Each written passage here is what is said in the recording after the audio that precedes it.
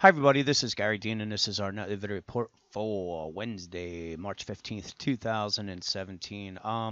So sorry I'm getting this out late. I actually I had to go into the city and came back and found out that my recording software was not working, so I had to upload something else. But anyway, I was leaving the door open the entire time we were here that we could spike up, and the reasons that I was really saying that was one, we had open gaps up here, and typically we don't get big drops before these gaps are filled. So we had one here, we filled that, we filled this one, and there's one small one that's here that may or may not get filled. We'll have to see. It's at 23.95.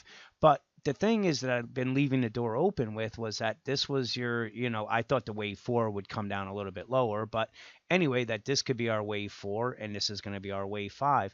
Now, what could play out is we get a failed wave five and make a double top. So I was trying to set the proper expectations that yes, there is a bigger move coming, but they could do this before that, and it's frustrating. It's not fun to see. I would have loved to have seen the markets crater, but they used the Fed uncertainty, which it really was an uncertainty because everybody knew they were going to raise a quarter rate.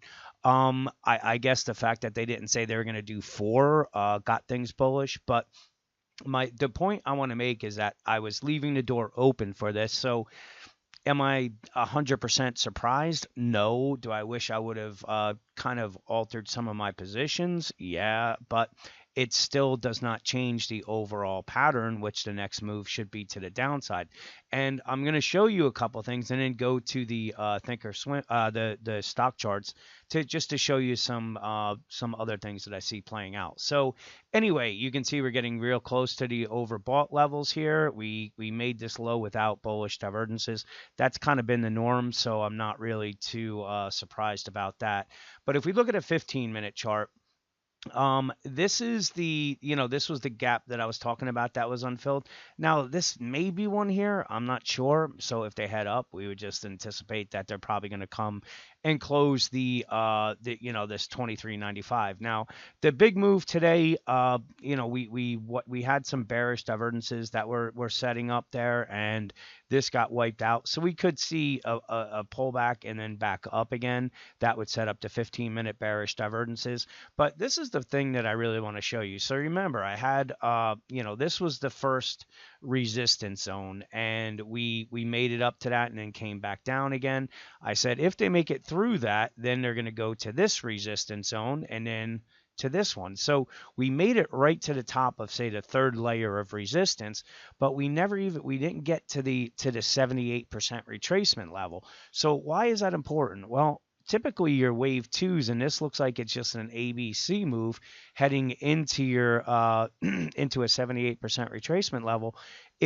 That is possibly where they could turn it. So I left this as an alternate wave four, and then we come up and either make a double top or make a slight new high as the alt wave five. Now, say the alternate pattern to that is, this was just your wave one. We made an ABC wave two, and we're going to start a wave three down.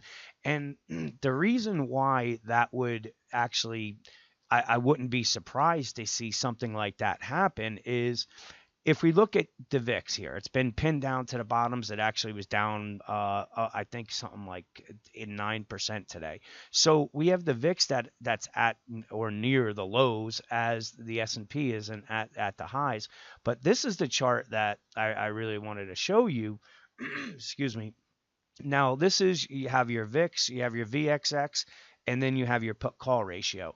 So what this is telling me right here is this move is with zero protection underneath it. There's no puts being bought because you can see that's at very, very low levels. The VIX and the VXX, there's no protection on that end of it. So typically when we're at these levels, now this is just going back when we had the VIX at here and the VXX was in these levels, and you can see the put call ratio was kind of low. You know that they're lower now, but this is where we had the chop. We had the big day up, and then from there we cratered. Is that going to happen? I don't know the exact pattern on it, but the thing is, notice where these are, and these are at combined together the lowest levels we've seen in close to 4 years. So this is up here with no protection, and it's a something that I would be really, really concerned about if long, because basically what we're waiting for is this wave five to end, and then from there we're going to make this wave four that's going to take us someplace down between the 2100 and the and even the 1800, and it would still be considered a wave four. So everybody's buying, say, this last wave five up, when this is the next move that's going to be pending. And if we just take a look at the shorter term chart on the S&P, this kind of looks better with the wave three kind of somewhere here.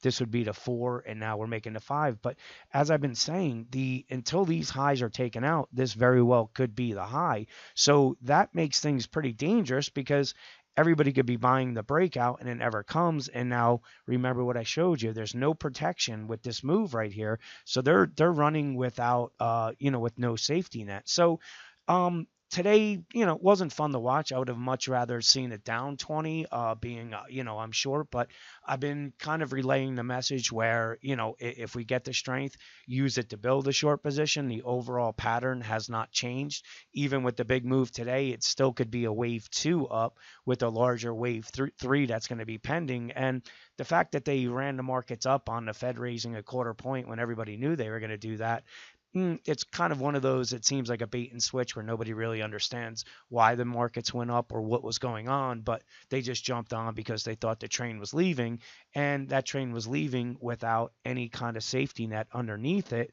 because there's nobody protected with with any kind of puts on it, as we can see here, and as well as the volatility. So let's see what plays out tomorrow. Like I said, I would have much rather seen the market down, 20 points instead of up, but we had to allow for this to happen, just because of that we could have been making another wave five up, and it would be setting up some more bearish divergences. But the overall bigger picture, I still see a larger move happening to the downside.